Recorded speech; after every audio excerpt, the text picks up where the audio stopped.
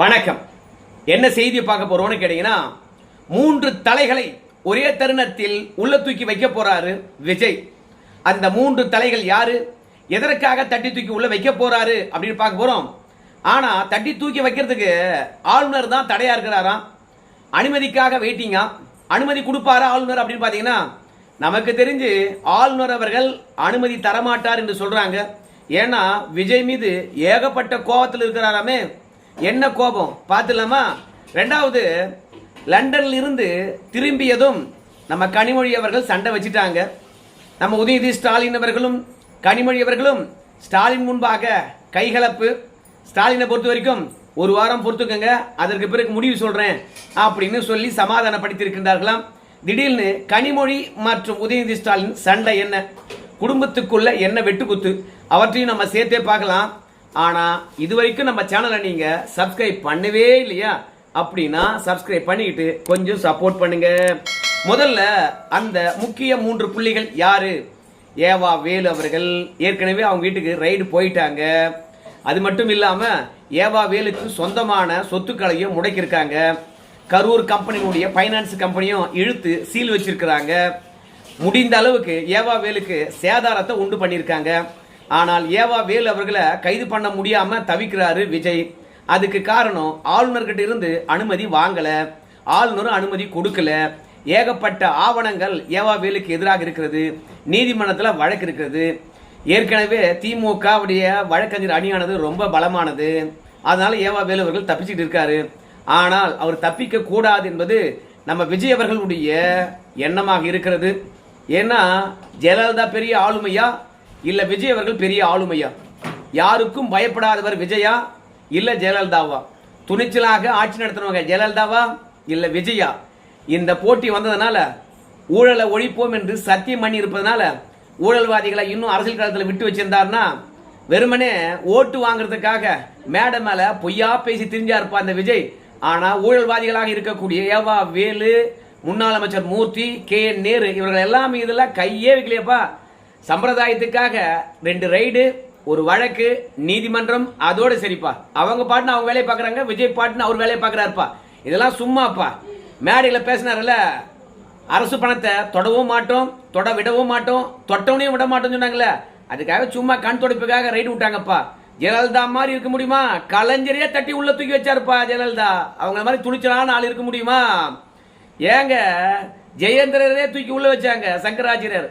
அந்த மாதிரி பெரும் பெரும் பெரும் புலிகளை எல்லாம் தூக்கி உள்ள வச்ச தைரியம் ஜெயலலிதாக்கு மட்டும்தான் ஐயா, விஜய்க்கெல்லாம் கிடையாதுயா அப்படின்னு நிறைய பேர் இப்ப பேச ஆரம்பிக்கிறாங்கல்ல. அதனால தப்பு பண்ணவன் இந்த ஆட்சியில் தப்பிக்கவே கூடாது, வெளியே இருக்கவே கூடாது அப்படின்னு விஜய் முடிவு பண்றாராம். அதனால நம்ம கே நேர் பற்றி ஏற்கனவே ஈடியானது வழக்கு பதிவு சொல்லியிருக்குது. வழக்கும் பதிந்தாச்சு. ஆனா ஈடியினுடைய விசாரணையானது இப்போது நடக்கும் என்று விஜய் நம்பல. ஏன்னா டெல்லியில போய் காக்கா பிடிச்சிட்டு வந்துட்டாரு. அதனால வழக்க பதியுங்க அப்படின்னு கேட்டு கேட்டு நச்சரித்த ஈடி இப்போ வழக்கு பதிந்த பிறகு கே நேரு பக்கமே எட்டி பார்க்கல.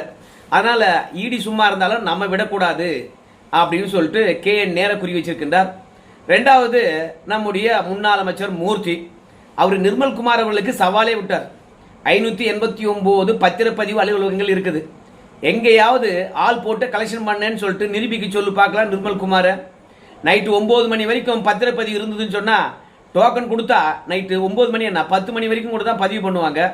ஏன்னா ஆபீஸ் டைம் முடியறதுக்குள்ள எல்லாரும் வந்துடுறாங்கல்ல, நல்ல நாள் இல்ல, அன்னைக்கே பதியணும் இல்ல. அதனால யாருக்கிட்டையும் நான் போன் பண்ணி பேசினதாகவும் எனக்கு இவ்வளவு கட்டிங் கொடுக்கணும்னாகவோ நிர்மல்குமார் அவர்களால் நிரூபிக்க முடியுமா? அதனால எந்த பத்திரப்பதிவிலையும் சரி நான் கை வைக்கல, நேர்மையா இருக்கிறேன், நிரூபிக்க முடியுமா? ஆனா இன்னைக்கு இருக்கக்கூடிய அரசாங்கம் பழனி கோயில் விஷயத்துல என்ன பண்ணிடுறாங்க தெரியுமா அப்படின்னு சொல்லிட்டு இந்த ஆட்சி தான் பத்திரப்பதிவு துறையை பயன்படுத்தி லம்பா அடிச்சிடுச்சு அப்படின்னு சொன்னதுனால யாரு லம்பா அடிச்சிருக்காங்க பார்க்கலாமா ஒரு கையே அப்படின்னு சொல்லிட்டு முன்னாள் அமைச்சர் மூர்த்தி அவர்களையும் குறிவைத்திருக்கின்றாராம் விஜய். இந்த 3 பேர் மீது நடவடிக்கை எடுக்கணும், ஆளுநர் அனுமதி தரணும், இவங்களை அரசியல் ரீதியாகவும் ஒடுக்கணும் அப்படின்னு சொல்லிட்டு விஜய் நினைக்கின்றார். ஏன்னு கேட்டீங்கன்னா இந்த 3 பார்ட்டியும் திமுகவுக்கு ஏடிஎம்கள் தான். எக்கச்சக்கமான பணத்தை கொள்ளடிச்சு வச்சிருக்காங்க. எந்த தேர்தலாக இருந்தாலும் சரி இவங்க கிட்ட தான் வாங்குவாங்க. அதனால வருகின்ற இடைத்தேர்தலில் இவங்களுடைய பணம் தான் வந்து வேட்பாளருக்கு செலவாக போகுது. அதனால இந்த 3 பேரையும் உள்ள தூக்கி வச்சோம்னா சரியா இருக்கும் அப்படின்னு விஜய் நினைக்கின்றார். ஒரே தருணத்தில் உள்ள தூக்கி வைக்கணும் அப்படின்னு நினைக்கிறார். அதனால ஆளுநர் கிட்ட வந்து மூவ் பண்ணிட்டு இருக்கார். ஆனா ஆளுநரை பொறுத்த வரைக்கும் அனுமதி கொடுப்பாரா என்று கேட்டால் கொடுக்க மாட்டாரு. காரணம் என்னன்னு கேட்டீங்கன்னா, விஜய் கிட்ட வந்து குதிரை பேரம் நடந்ததா இல்லையா பதிலளிக்க வேண்டும் என்று கடிதம் அனுப்பியிருக்கின்றார் நம்ம ஆளுநர். ஆனா அந்த கடிதத்துக்கு தலைமைச் செயலாளரோ இல்ல சபாநாயகர்கிட்டயோ வந்து இல்ல சட்டப்பேரவை செயலாளர்கிட்டயோ இருந்தோ எந்த பதிலும் போய் சேரல. அவர் கடிதத்தை அனுப்பி 20 நாளைக்கு மேல ஆயிடுச்சாமே. ஆனா அந்த கடிதத்துக்கு பதில் சொல்லவே இல்லையாம். மௌனம் சம்மதத்துக்கு அறிகுறி. அப்ப குதிரை பேரத்தில் வந்து பாத்தீங்கன்னா தவேக அரசாங்கம் ஈடுபட்டிருக்குது அப்படின்ற முடிவுக்கு ஆளுநர் வந்து விட்டாராம். குதிரை பேரம் நடந்ததுக்கான ஆதாரங்களை திரட்டி கொண்டிருக்கின்றாராம் ஆளுநர். இதற்கிடையில திமுக மீண்டும் போய் ஆளுநர் கிட்ட எம்ஆர் விஜயபாஸ்கர் அவர்கள் பத்திரிகையாளர் முன்பாக பேசின ஆடியோவும் வீடியோவையும் கொடுத்துட்டு, என்னங்க ஆச்சு, ஏற்கனவே குதிரை பேரம் தொடர்பாக புகார் அளிச்சுமே, தவேக அரசாங்கம் என்ன பதில் அளிச்சது அப்படின்னு கேட்டிருக்காரு RS பாரதி. அதுக்கு ஆளுநரை பொறுத்த வரைக்கும் எந்த பதிலும் அளிக்கவில்லை, கடிதம் எழுதிவிட்டேன் அப்படின்னு சொன்னாராம். அதுக்கு RS பாரதி அவர்கள் சொன்னாராம், மௌனம் சம்மதத்துக்கு அறிகுறி. நீங்க ரிப்போர்ட்டை ரெடி பண்ணி டெல்லிக்கு அனுப்புங்க, அவங்க பார்த்துக்குவாங்க, அங்கேயே ஓடி போய் விளக்கம் அளிச்சுட்டு வருவாங்க, நம்மளுக்கு மதிக்க மாட்டாங்க அப்படின்னு சொன்னதும் இல்லாம இப்ப புகார் அளித்திருக்கின்றோம், இந்த விஷயத்தை விரைவாக கேட்டு தெரிவிக்க வேண்டும். நம்முடைய எம்ஆர் விஜயபாஸ்கர் இடத்துல அவங்க லீகலா அப்ரோச் பண்ணாங்களா இல்ல சட்டவிரோதமாக அப்ரோச் பண்ணாங்களா? ஏன்னா தவேகாவினர் எங்களை வந்து அப்ரோச் பண்ணாங்க, அது பிடிச்சிருந்தது, நாங்க அணிமாறி விட்டோம் என்று சொல்லி இருக்கின்றார். அதனால குதிரை பேரத்தை எம்ஆர் விஜயபாஸ்கர் வெளிப்படையா போட்டு உடைச்சிருக்கின்றார். இதுக்கு தகுந்த பதில் வரணும், இல்லையா நீதிமன்றத்தை நாடுவோம் அப்படின்னு ஆளுநர் கிட்ட சொல்லிட்டு வந்துட்டாங்களாம். எம்ஆர் விஜயபாஸ்கர் தொடர்பாக மீண்டும் ஆளுநர் வந்து கடிதம் எழுதியிருக்கின்றார். ஆனா ஆளுநர் கடிதத்துக்கு தவேகா கிட்ட இருந்து இன்னும் பதில் வரல. என்னையா எந்த கடிதத்தை எழுதினாலும் சரி பதில் சொல்ல மாட்டீங்க. இந்த மாதிரி திமுகவில் இருக்கக்கூடிய RS பாரதி அவர்கள் சொன்ன மாதிரி மௌனம் சம்மதத்துக்கு அறிகுறியா? இந்த ஆட்சியில் குதிரை பேரம் நடக்கிறதா? இல்லைன்னா அதுக்கான ஆதாரத்தை கொடுங்க. அதே மாதிரி பொய்யான குற்றச்சாட்டு, அரசியல் ரீதியான பழி வாங்குதல், பழி போடுதல் என்றால் அதுக்கான ஆதாரத்தை கொடுங்க.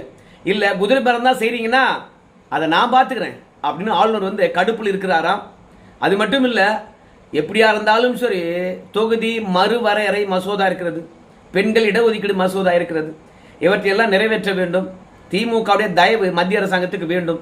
அதனால இப்போ இந்த 3 புள்ளிகளை தட்டி தூக்கி உள்ள வைக்கணும் என்று விஜய் நினைத்தாலும் ஆளுநர் அனுமதி அளிக்க மாட்டார்.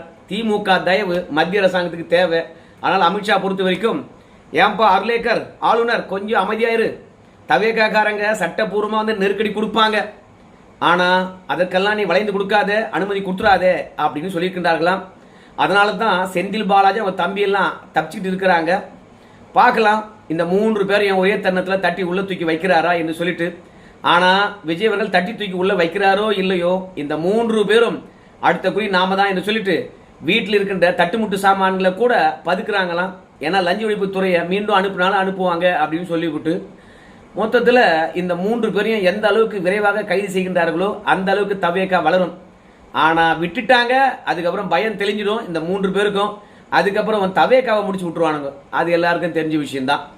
இப்போ கனிமொழி மற்றும் உதயநிதி ஸ்டாலின் அவர்களுடைய சண்டை. கனிமொழி அவர்களை பொறுத்த வரைக்கும் அம்பாசமுத்திரம் என்று நினைக்கின்ற அந்த தொகுதியில நான் இடைத்தேர்தலில் போட்டிட போறேன், நான் மாநில தேர்தலுக்கு வரப்போறேன் அப்படின்னு சொல்லிட்டு சொல்றாங்களாம். உதயநிதி ஸ்டாலினை பொறுத்த வரைக்கும் என்ன பொதுச் செயலாளர் ஆக்கு, இல்லைன்னா செயல் தலைவரா ஆக்கு அப்படின்னு சொல்லிட்டு கட்சி ரீதியாக உயர் பதவி கேட்கிறாராம். இல்ல இளைஞரணி தலைவர் பதவியோ வந்து யாரு கொடுப்பீங்கோ அப்படின்னு கேட்கும்போது அதுக்கு யாரையோ தேடி பிடிச்சி வச்சிருக்காங்க போல இருக்குது திமுகவில். ஆஹா, இளைஞரணி தலைவர் பதவியை நான் விட்டு கொடுத்துன்னு வச்சுங்களேன், நான் வந்து வயதானவனாக அறியப்படுவேன், இளைஞரணி என்ற அடையாளம் இருந்தால் தான் நான் இளம் தலைவர் என்று மக்களால் போற்றப்படுவேன், கட்சிக்காரங்களும் இளம் தலைவர் என்று சொல்லுவாங்க. விஜய்க்கு இளைஞர் சக்தி இருப்பது போல என் பின்னாலையும் இளைஞர் சக்தி வருவாங்க, அதனால இளைஞரணி தலைவர் பதவி விட்டு கொடுக்க மாட்டேன் அப்படின்னு உதயநிதி சொல்றார்.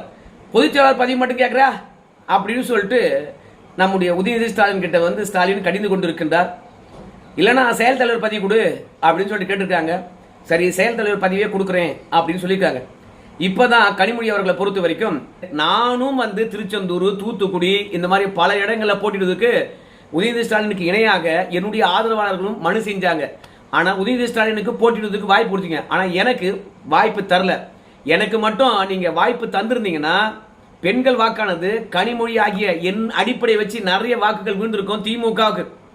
அதனால கடந்த கால தவறை இப்ப செய்யாதீங்க, எனக்கு இடைத்தேர்தலில் போட்டியிடுவதற்கான வாய்ப்பு கொடுங்க அப்படின்னு சொல்லிட்டு கேட்டிருக்கின்றாராம். ஸ்டாலின் கூட அதான் யோசிக்கிறாராம். இப்போ விஜய்வுக்கு பெண்கள் ஓட்டு தான் அதிகம், அதை கவர் பண்ணணும்னா கண்டிப்பாக கனிமொழி அவர்கள் மாநில தேர்தலில் இருக்கணும். தெரியாத இடத்துல போய் அரசியல் பண்ணுறத விட தெரிந்த மாநிலத்தில் அரசியல் பண்ணுவது கண்டிப்பாக திமுகவுக்கு பலம் சேர்க்கும். டிஆர் பாலு இருக்கின்றாரு, திருச்சி சிவா இருக்கின்றார் டெல்லிக்கு, அதுவே போதும். அதனால் கனிமொழி அவர்களுக்கு வந்து பார்த்தீங்கன்னா போட்டியிடுவதற்கான வாய்ப்பு தருவோம் அப்படின்னு ஸ்டாலின் முடிவெடுத்திருக்கின்றார் பெண்கள் வாக்குக்காக. அதே மாதிரி இளைஞருடைய வாக்கு கவர்வதற்கு நம்ம உதயநிதி ஸ்டாலினுக்கு செயல் தலைவர் பதவியும் கொடுக்க முன் வந்திருக்கின்றார். ஆனால் இங்கே தான் பெரிய ட்விஸ்ட். உதயநிதி ஸ்டாலினை பொறுத்த வரைக்கும் கனிமொழி அவர்களை வந்து மாநில தேர்தலுக்கு கொண்டு வரக்கூடாது அப்படின்னு சொல்லிட்டு அழுத்தம் திருத்தமாகவே வந்து தெரிவிக்கின்றாராம். ஏன்னா கனிமொழி அவர்கள் சட்டமன்றத்தில் உட்கார்ந்தாருன்னா அவர் தான் ஸ்கோர் பண்ணுவார். அது மட்டும் கிடையாது, சட்டமன்றத்தில் இருக்கக்கூடிய எம்எல்ஏக்கள் உதயநிதி ஸ்டாலினை பார்த்து கும்பிடுவாங்களா இல்லை கனிமொழியை பார்த்து கும்பிடுவாங்களா? அப்போ ஒரே உரையில் ரெண்டு கட்சி இருக்கலாமா? அதனால உதயநிதி ஸ்டாலினை பொறுத்த வரைக்கும் வேணாங்கிறாங்களாம். பெண்கள் வாக்கு வேணுமையா அப்படின்னு சொல்லிட்டு கேட்குறாங்களாம்.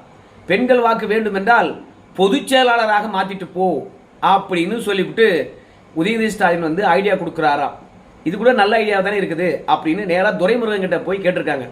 நானா பதவி விலக மாட்டேன், ஓடும்னா என்னுடைய பதவியை நீங்களே டிஸ்மிஸ் பண்ணிட்டு உங்க தங்கச்சிக்கு பதவி கொடுத்துருங்க அப்படின்னு வந்து துரைமுருகன் சொல்லிட்டாராம். அடடா, இது என்னடா கொடுமையா இருக்குது. கட்சிக்காக 65 ஆண்டு காலம் உழைச்ச துரைமுருகனை அந்த பதவியிலிருந்து தூக்கிட்டு கனிமொழிக்கு பதவி போட்டு கொடுத்துருக்காங்க. பத்தியா, அவங்க குடும்பத்தில் இருக்கிறவங்க தான் தலைவர், அவங்க குடும்பத்தில் இருக்கிறவங்க தான் பொதுச் செயலாளர், அவங்க குடும்பத்தில் இருக்கிறவங்க தான் செயல் தலைவர், அவங்க குடும்பத்தில் இருக்கிறவங்க தான் வந்து பாத்தீங்கன்னா சட்டமன்றத்தில் எதிர்கட்சி தலைவர். மொத்தமே அந்த குடும்பம் என்றால் நாம் என்னத்துக்கு வேலை செய்யணும் அப்படின்னு சொல்லி எல்லாருமே யோசிப்பானே. அதனால நாகரிகமாக அவரே வந்து வயோதிகத்தை காரணம் காட்டி பதவி ராஜினாமா பண்ணிட்டாருன்னு வச்சுக்கலாம். கனிமொழி அவர்களை பொதுச் செயலாளராக போட்டுடலாம். ஏன்னா ஆர் ராசா போட்டி போடுறாரு, டிஆர் பாலு போட்டி போடுறாரு, அதுக்கப்புறம் ஜெகத் ரட்சிகன் போட்டி போடுறாரு, ஏவா வேலு போட்டி போடுறாரு, இவ்வளோ பேர் போட்டி போடுறாங்க. இந்த போட்டியில யாரை தேர்ந்தெடுப்பது? அதனால கனிமொழியை போட்டோம்னா யாரும் சண்டை போட மாட்டாங்கன்னு பார்த்தா துரைமுருகன் பதவி ராஜினாமா பண்ண மாட்டாரு அப்படின்னு சொல்லிவிட்டு பெரிய பிரச்சனையா இருக்குது. ஆனா பொதுச்செயலாளர் பதவி இல்லை என்றால் போட்டியிடுவதற்கு வாய்ப்பு கொடு அப்படிங்கிறாங்களாம். விஜய் எதிர்கொள்வதற்கு கனிமொழி அவர்கள் தான் சரியான தீர்வு என்று அவங்க ஆதரவாளர்கள் அறிவாலயத்தில் 2 நாளாக தொடர்ச்சியாக வந்து ஸ்டாலின் கிட்ட மனு கொடுத்துக்கிட்டே இருக்கிறாங்களாம். நேற்று தான் வந்தான்னு நினைக்கிறேன் லண்டன்ல இருந்து. ஆமாம், நேற்று மனு கொடுக்க ஆரம்பிச்சிட்டாங்களாம். காலையில் மனு கொடுக்க காத்திருக்காங்களாம். இன்னைக்கு பார்க்கலாம் கனிமொழி அவர்கள் வந்து தொண்டர்கள் மற்றும் நிர்வாகிகளுடைய ஆசையை நிறைவேற்றுகின்றாரா, இடைத்தேர்தலில் போட்டியிடுவதற்கு வாய்ப்பு கொடுக்கின்றாரா, இல்லை துரைமுருகனை சமாதானப்படுத்தி பொதுச் செயலாளர் பதவி கொடுக்குறாரா? தமிழக வரலாற்றிலேயே திமுகவினுடைய வரலாற்றிலேயே ஒரு பெண் பொதுச் செயலாளராக இருந்தது இப்பதான் என்ற ஒரு பேரு கிடைக்கும். பெண்களை நல்ல உயரத்தில் கொண்டு போய் நிறுத்திருக்கு திமுக. பெண்களுக்கு உரிய மரியாதை தரது திமுக என்று பிரச்சாரம் பண்ணலாம். விஜய்க்கு போகின்ற பெண்கள் வாக்கானது திமுக பக்கம் திரும்பும் என்று நினைக்கின்றார்கள். 2ல் எதனா ஒன்று. ஆனால் சட்டமன்றத்துக்கு நம்ம கனிமொழி அவர்கள் வரவே கூடாது என்று தீர்க்கமாக சொல்லிட்டு இருக்கின்றாரா. 2 நாள் அரசியல் நிகழ்வில் கலந்து கொள்ளவே இல்லையா. மார்கண்டியன் எம்எல்ஏ கைது பண்ணதுக்கு மட்டும் கண்டனம் தெரிவித்து விட்டு அறிவாலயம் பார்க்க நம்ம உதயநிதி ஸ்டாலின் வரவே இல்லையா. ஏன்னா அத்தையை வந்து பார்த்தீங்கன்னா சட்டமன்றத்துக்கு அனுப்பி வச்சுருவாங்க பொழுது. அப்புறம் சட்டமன்றத்தில் யாருக்கு மதிப்பு இருக்கும் சொல்லுங்க. அதனால உதயநிதி ஸ்டாலினை பொறுத்த வரைக்கும் பொதுச்செயலாளர் ஆக்க தந்தா ஆக்குங்க, அப்படி இல்லையா இடைத்தேர்தலில் வாய்ப்பு கொடுக்காதீங்க, கட்சியை என்கிட்ட கொடுத்துட்டு ஓய்விடுங்க அப்படின்னு கராரா அடித்து சொல்லியிருக்கின்றாராம். கீழ்மட்டத்தில் தான் சண்டைன்னு பார்த்தா தலைமையிலும் இப்போ சண்டையா அப்படின்னு 2ஆம் கட்ட தலைவர்கள் ஒட்டுமொத்த பேரும் கவலையில் இருக்கின்றார்களாம். இது யாருக்காக தொடங்கப்பட்ட கட்சின்னு தெரியல. கடைசியில் கலைஞர் குடும்பம் வந்து பார்த்தீங்கன்னா போட்டி போட்டுட்டு இருக்குது. சரி, இந்த வீடியோ தொடர்பாக உங்கள் கருத்து சொல்லுங்கள். நன்றி.